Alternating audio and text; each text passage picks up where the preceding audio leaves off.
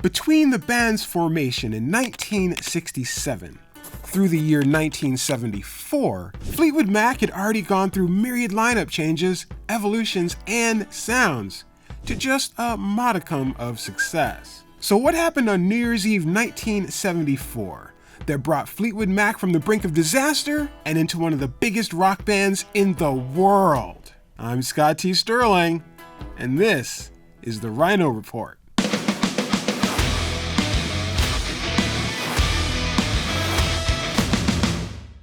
New Year's Eve of 1974 is a major date in Fleetwood Mac history. That's when Lindsey Buckingham and Stevie Nicks officially joined up with Christine McVie, Mick Fleetwood, and John McVie to create a whole new version of the band. This fresh energy inspired the updated lineup to head straight into the recording studio to capture the energy growing between the new bandmates. What came from those sessions was the 1975 release, Fleetwood Mac. While the album sold slowly at first, the band hit the road hard to support the self-titled release. Featuring singles including Rhiannon and Say You Love Me, the LP steadily crept up the charts, eventually landing at number 1 on the Billboard 200 more than a year after it was released.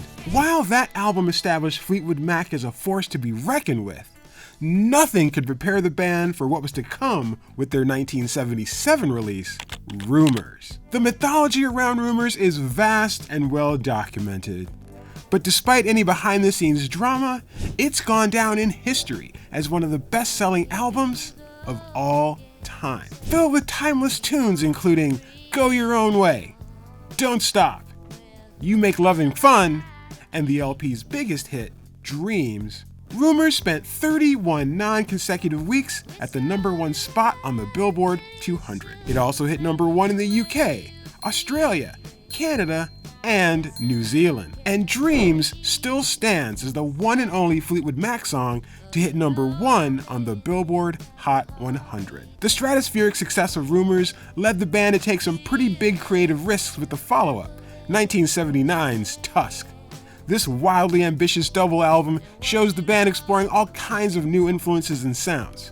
While not a record-breaking success like Rumours, Tusk still sold 4 million copies, peaked at number 4 on the Billboard 200, and spawned top 10 singles, Sarah, and the title track. After the whirlwind of Rumours and Tusk, the band regrouped to come back with the album Mirage in 1982. Loaded with hit singles including Hold Me and Gypsy, Mirage was a return to chart form for Fleetwood Mac, cruising its way to number 1 on the US album chart. It would be another 5 years before the group re-emerged with its 14th studio effort, Tango in the Night, which would go on to become Fleetwood Mac's second most successful album. The band was on the pulse of both radio and MTV, with hit songs like Big Love, Seven Wonders, Little Lies, and Everywhere. Tango in the Night marked the last time that the lineup of Stevie Nicks, Mick Fleetwood,